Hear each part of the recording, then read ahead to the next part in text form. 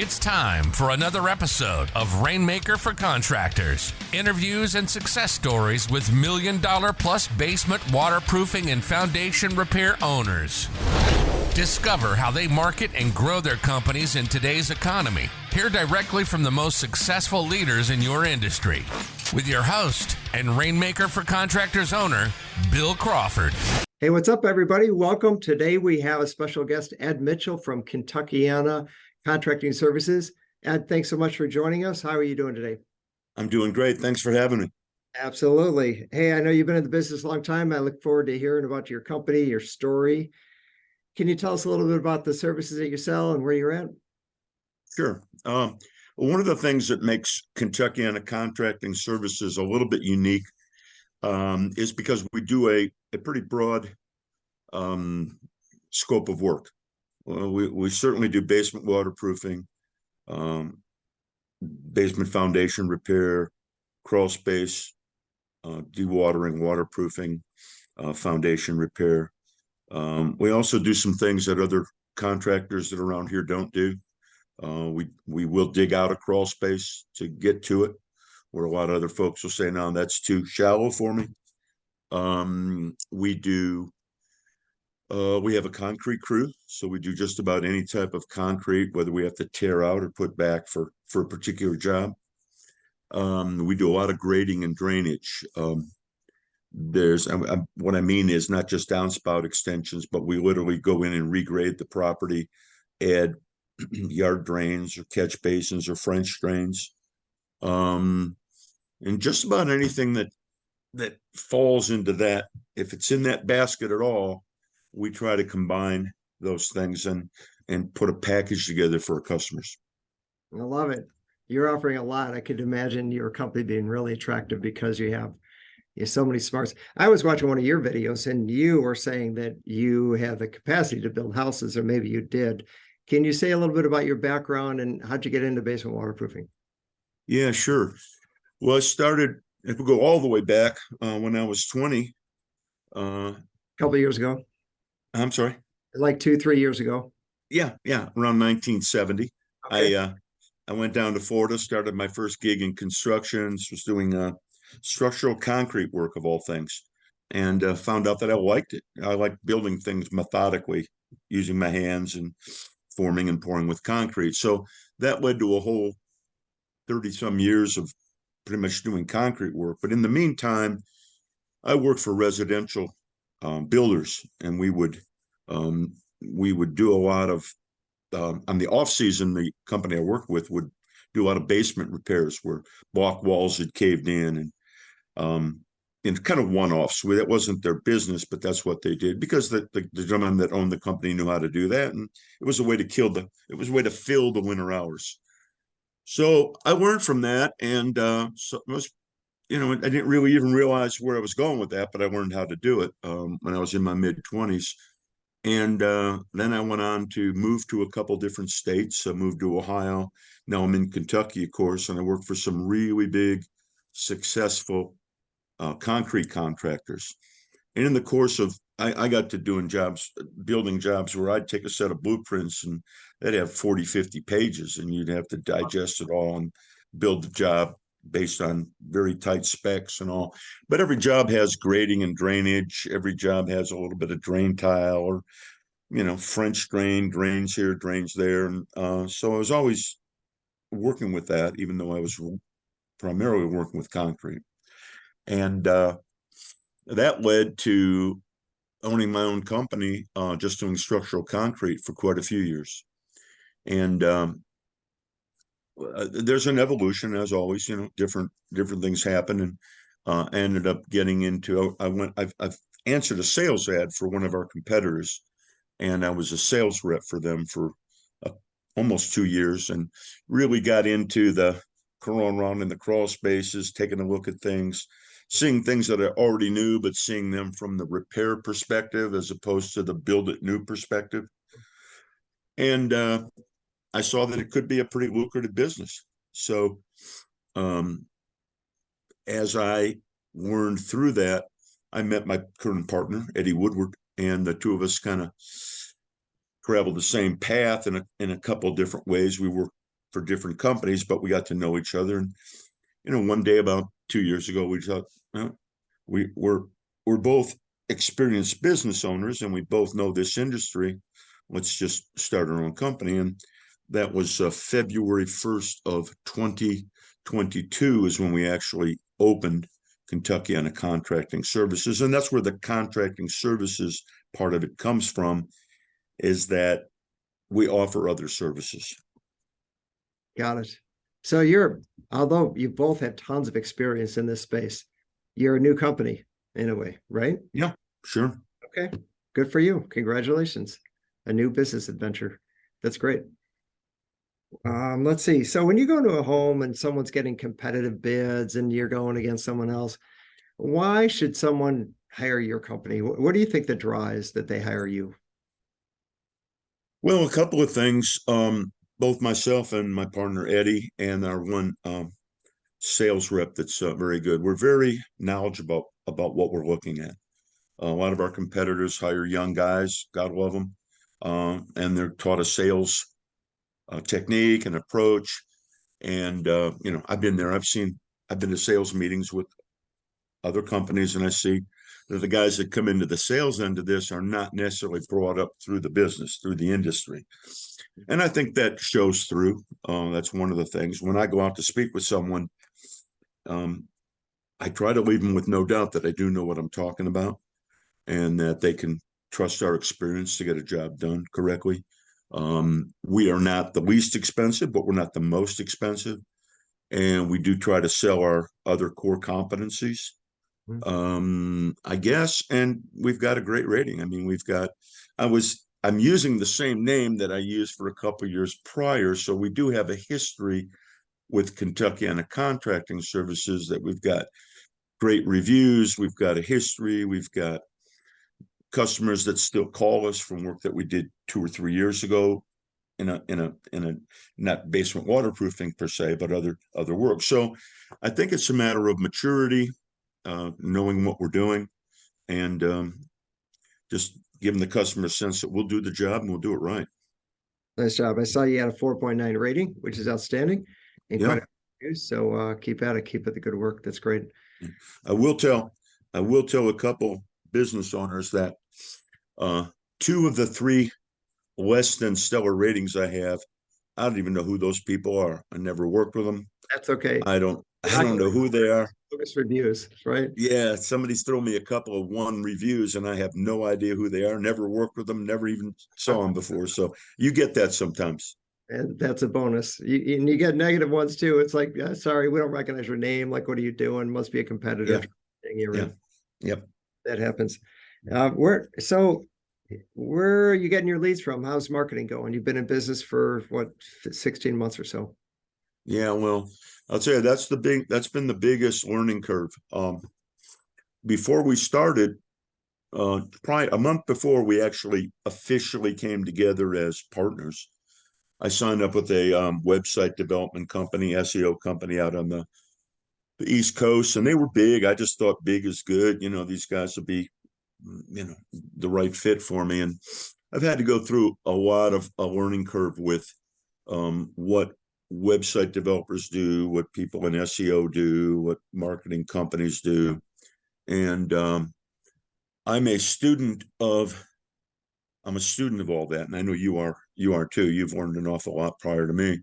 I spend my weekends on the internet reading what other people have learned about SEO and all the rest. And honest to God, when we started this company, I didn't know what a backlink was. Now I know what a backlink is. All right. I know what I knew what organic search was, but I didn't know what you had to do to put it all together to get organic. We did all right from the very beginning. We were very fortunate. The company we went with at first put a decent website together. They did some paid Google ads for us, and we started to get some calls, and I'm thinking, hey, all's good. Everything's going well. And then as we tried to, as we learned a little bit and tried to tweak our presence online, come to find out that our first website developer had some kind of a proprietary program that they built our website from, and there were a lot of things they couldn't do to speed it up or get it to the point where I knew now we had to get it to. So, and we knew that obviously we tried a few other things, but we knew that the internet was where we had to put our money. So, I learned, trained my partner, not trained him, but, educated everybody, because this became my mission. And we finally found, through a referral from another basement waterproofing contractor who's in another state, that kind of turned us on to this new company that does website design, SEO. And in fact, we had a once a month meeting with them this afternoon at 1:00. And finally, somebody you can talk to. I mean, they're talking the same language. However, before, I couldn't talk the same language because I didn't know the language. So it was pretty much on me. And I feel that anyone who doesn't learn the language of SEO and organic and paid, pay-per-clicks, and all the things, there's a myriad of things that come with it. Any business owner that doesn't have someone or learn it themselves can spend a lot of money and, do a lot of spinning wheels. Yeah. Absolutely. So I'm guessing the majority of your leads are coming from the internet, maybe from paid ads, local SEO, and so on. We've got, we tried TV, we tried these flyers that go out to 40,000 homes. Mailers. And, flyers and things.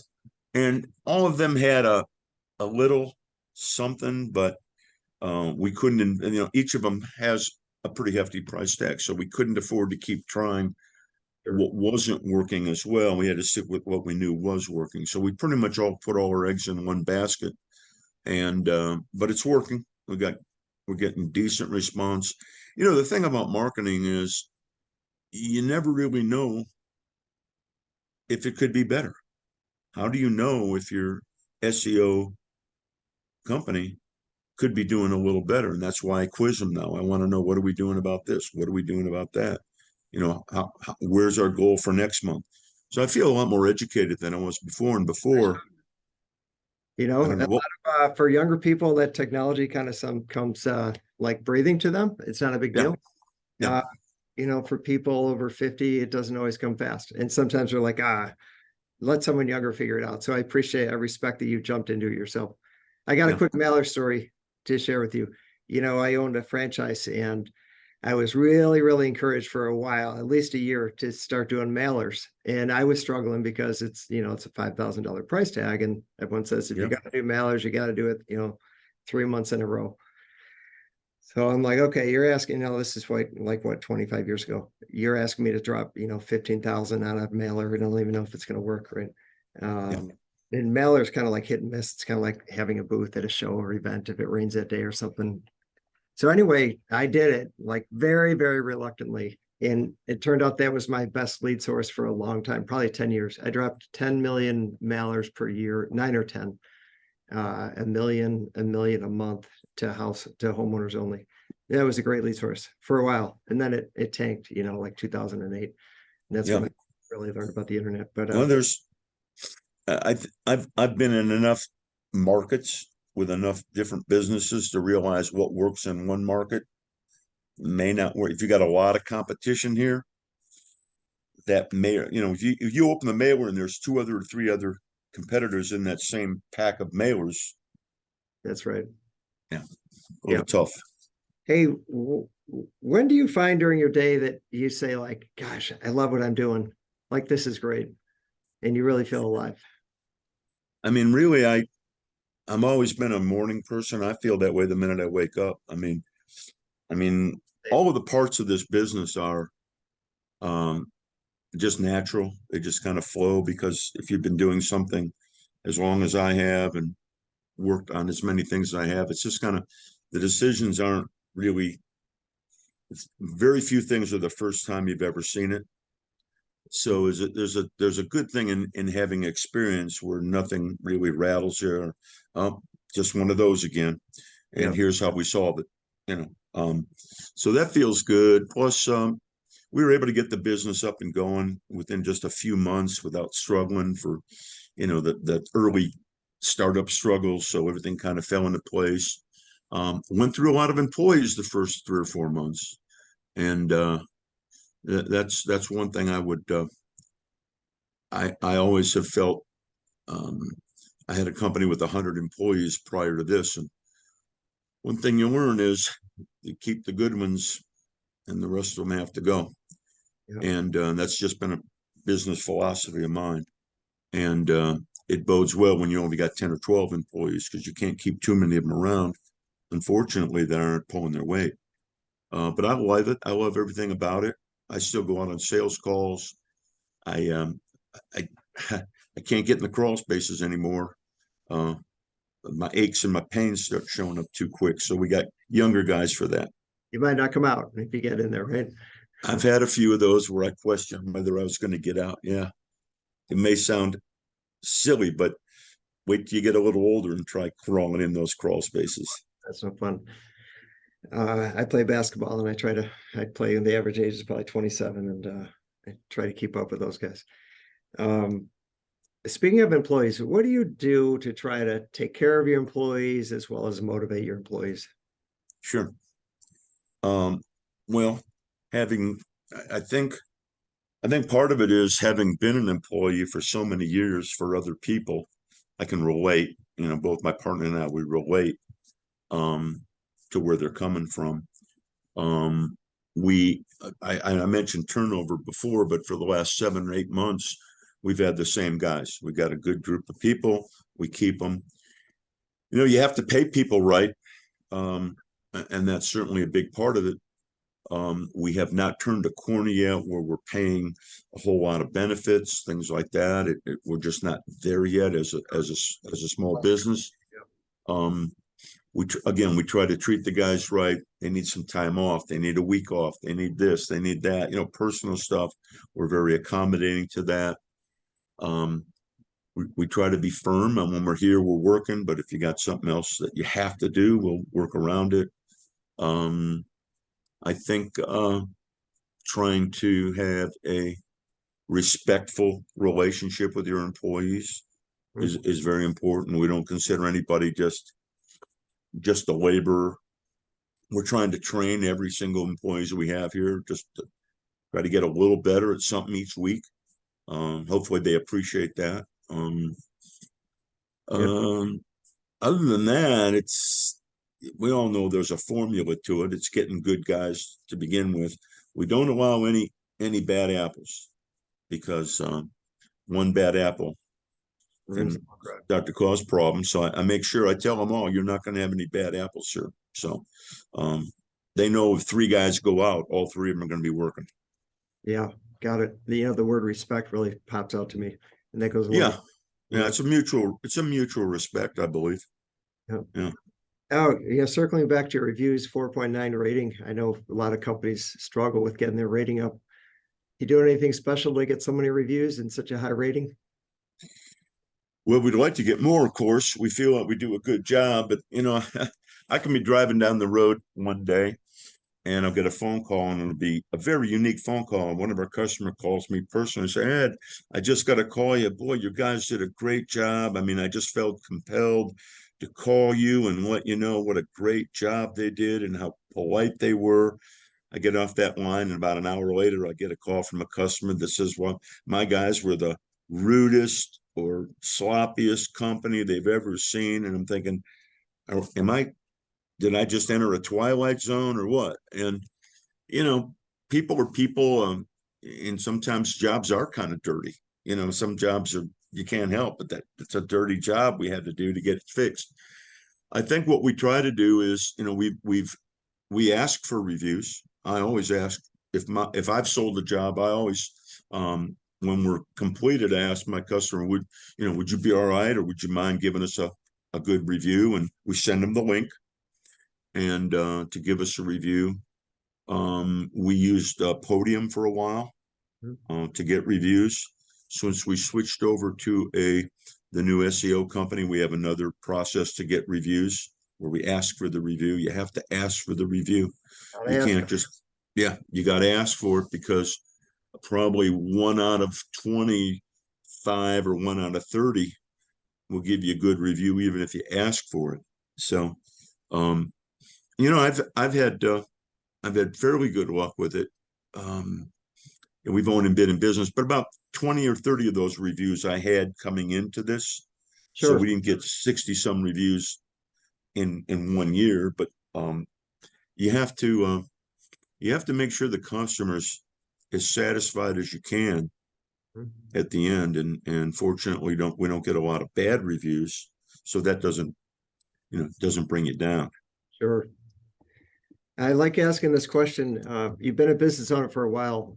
Can you think of a time when something happened and at the time you thought this is a disaster and you worked through it and you got your learns and it actually made you a better company or a better owner and it worked out in the long run? Sure. I mean, I've been around through some cycles. I was in Florida when the oil embargo, the gas crisis hit. I was 1973, and the whole construction world stopped. It went from Broward County, Florida, went from being the fastest growing county in the country to you couldn't buy a job within 6 months. Wow. Then, of course, that came around, and the country turned around, and we all came out of it. Then, in the 1980s, interest rates went up to 22% when new home purchases. Everything around us started to slow down and stop. And you think, oh my God, this is going to be the end. And you work your way through it, you work your way out of it, and the whole country, comes back around. Then you had 9/11. Everyone thought the whole world was going to end again. A lot of people quit. The banks quit loaning money on jobs. There was a lot of things that happened that were in the construction business that happened below the radar. And people thought, no, man, we're never going to have, we don't know what's going to happen. This is going to be terrible. And we're never going to get a job again. But I saw that happen and that pass. And then we had 2008, the housing market dropped. And oh my God, this is terrible. We're never going to, construction's over. We're never going to build anything again. And we worked through that. So basically the point is that you see things that are really important at the time, and they were really big events. They were literally national events, and you thought, oh my God, the company I'm working for or the company I own is going to go. I'm going to lose everything. But yet, if you persevere, I love the word perseverance. You just keep plugging away, try to do the next right thing. You don't get. You just work your way through it very methodically, keep plugging away. Sometimes you have to change direction a little bit. Sometimes you can't do exactly what you were doing before. That's right. But you have to be open to maybe, try a few other things with the skill set that you have. But I think that's it. Not much, when you've been through enough cycles like that, you realize it's all just temporary, and it'll all come back around eventually. Adapt, modify, learn. Yeah. Grow. Yeah, absolutely. That's great. Hey, last question for you. What advice would you give to anyone new getting into basement waterproofing? Yeah, anyone getting new, it's a great industry. It's a great business to be in. Certainly, I've watched some people's videos that got into it and knew nothing about waterproofing before. There's some, I won't mention any names, but there's a couple guys I'm thinking out of Tennessee that are doing fantastic. Never did anything like that before. And they're selling franchises to people that have never, per se, have a background in this business. For me, it's hard for me to imagine getting into something without some background. So you want to have some background in it, because everything's going to seem hard if you haven't seen some of it before. I think you definitely anymore want to be tuned to SEO, website, or your website design, SEO, and have all of that packaged up before you start if you can, and really have that understanding. And the third thing would be to really start out with a good budget and try to stick to it. Okay. So have enough money saved up to be able to spend on marketing to get the leads coming in so you could sell. Yeah, it takes, it's proportionate to how big you want to start out, but it's going to take some money to get you started. And you can't be surprised by that. Yeah, that's awesome. Ed, thank you so much for your time today. It was great to hear about your story and your company. Wish you the best. Bill, thank you so much for having me on. Look forward to watching the rest of the stuff that you do in the future. Awesome. Thank you. You've been listening to the Rainmaker for Contractors podcast, where basement waterproofing and foundation repair business owners and industry experts share marketing and sales information that helps you reach more customers. Please leave us a review on iTunes or your favorite podcast platform, and get all of our show notes at rainmakerforcontractors.com/podcast.